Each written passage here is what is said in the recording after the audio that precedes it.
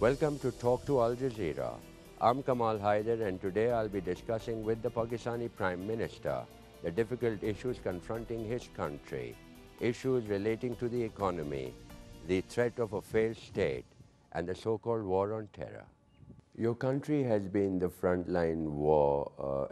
in the frontline war on terror. There is an escalating militancy within the country, an economic crisis. How is your government tackling this issue?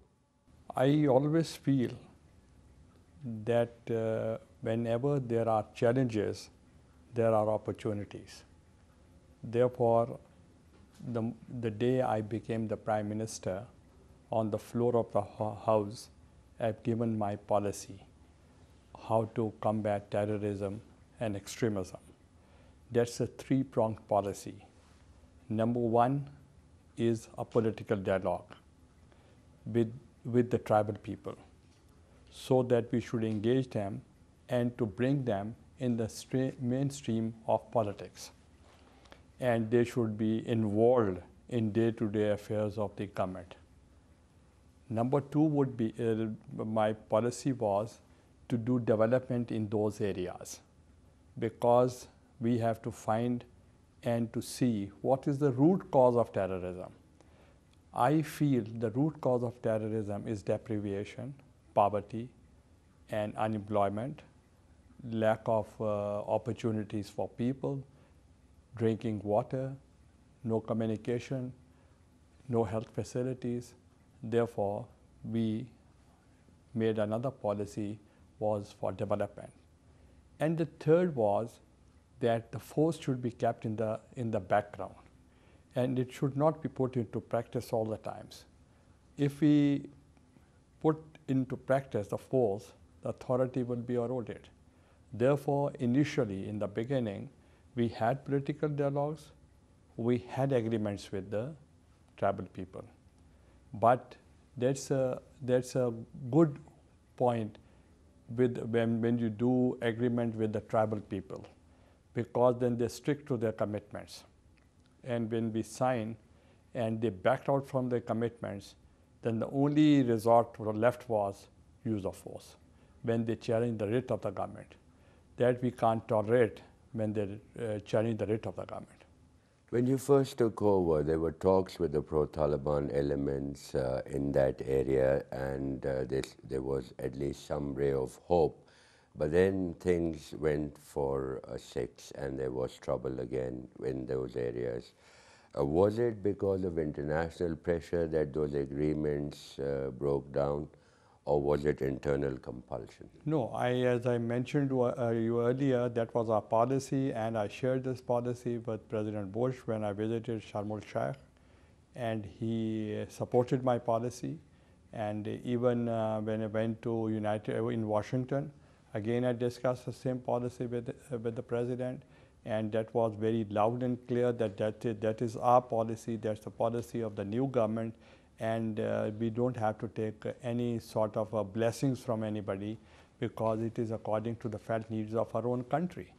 And secondly, the provincial government, yes, did some agreements, not the federal government. The provincial governments did some agreements in, excuse me, in Swat.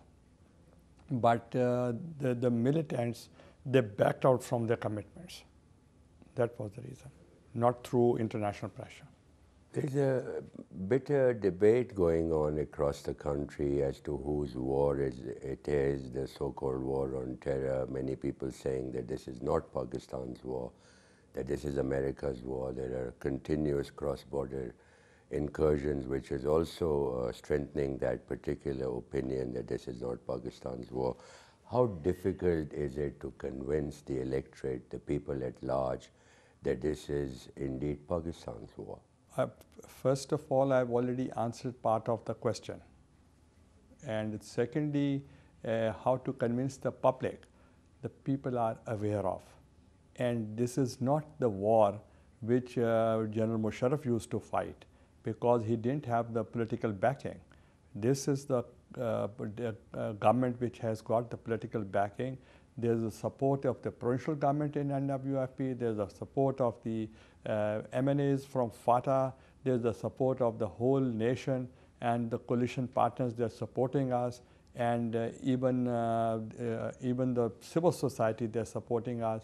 I have met a lot of ulama, they are supporting me. I've met the people from media. You have seen the change of media in Pakistan. There's now a new story. And at the same time got the backing and the support of the whole army.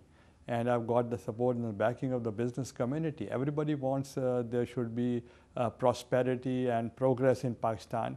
And everybody has started realizing that this terrorism and extremism is a menace which is fatal for the country. Now, to strengthen my point, there's one point I can just add. When now there's an army action, there would have previously the army action, the whole nation would have been against them. Now there's an army action and there are a lot of lashkars being created in each and every district.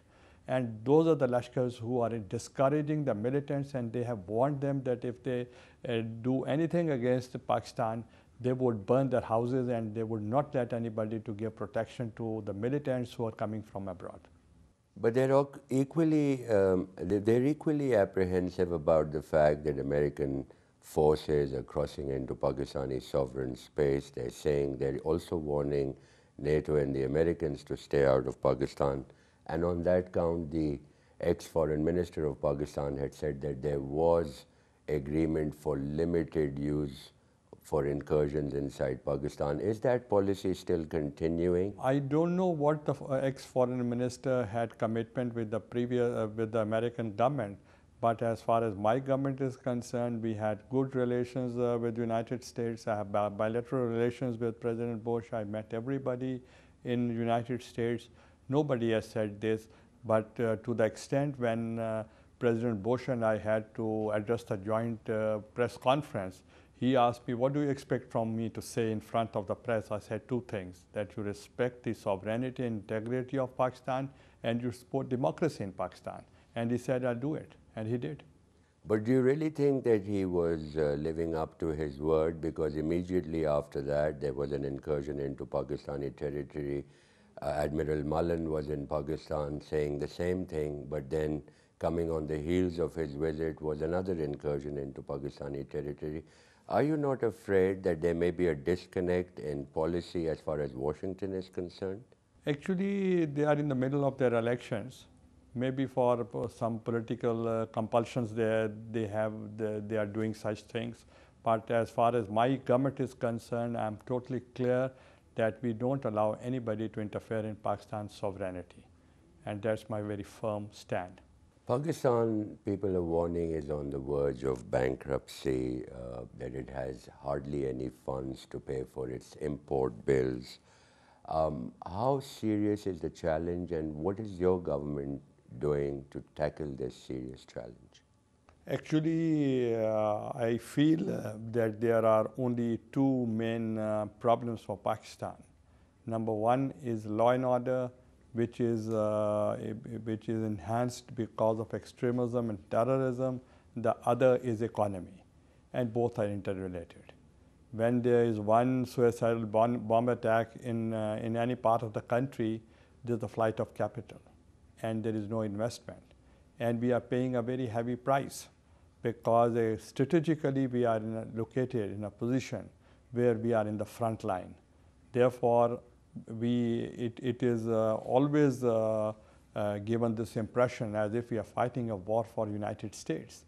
It's not the war for United States. When the economy of my own country is hit by extremism and terrorism, when my own law and order situation is disturbed, when the primary duty of the state is to protect life and property of the people of this country, and if we fail to protect the life and property of this country, how can we say that this is American war?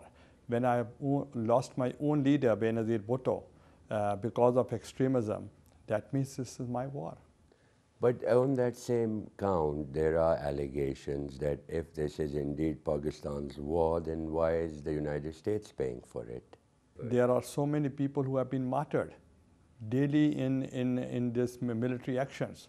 And we are paying the price for that. How is the United States paying the price for that? Financially, the NATO people, they're fighting in Afghanistan. And whatever they're doing, that is in Afghanistan.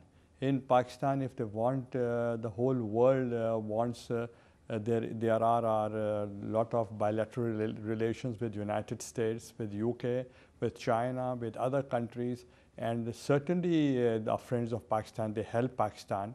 That doesn't mean they are paying for the cost for the people who are being shaheed in these military actions. You said that there was, of course, international pressure as far as removal of the subsidies was concerned at a time when the poor people of Pakistan are hit by spiraling food prices. Was this, as you mentioned, because of international compulsions that you had to lift the subsidies? Actually, this is out of context. I said something else. I said there were the hike in oil prices, and there were the hike of food commodities in the world. Every country was hit by this phenomena, and so was Pakistan. But at the same time, previously there were subsidies were given to the people of Pakistan at the cost of whom? At the cost of borrowing loans from the state banks and borrowing loans from the international these donors, and then spending on the people of this country. Who will pay the loan? Those subsidies which were being given by the previous government, had those subsidies would have been passed to the consumer bit by bit, there would have been no burden at all on the people of Pakistan. But when we came into power, for a good governance and for all international standards of banking system, we have to correct our fiscal policies and monetary policies, and we had to tighten our ropes for our economy, for better governance, and that was which we did on our own, a difficult decision. How can a newly elected democratic government can take such a crucial and a difficult decision? That is only because there was no way left, and that the only way was just to improve our economy, and that's to withdraw the subsidies. And we withdrew the subsidies, and that is to put our economy on the right track.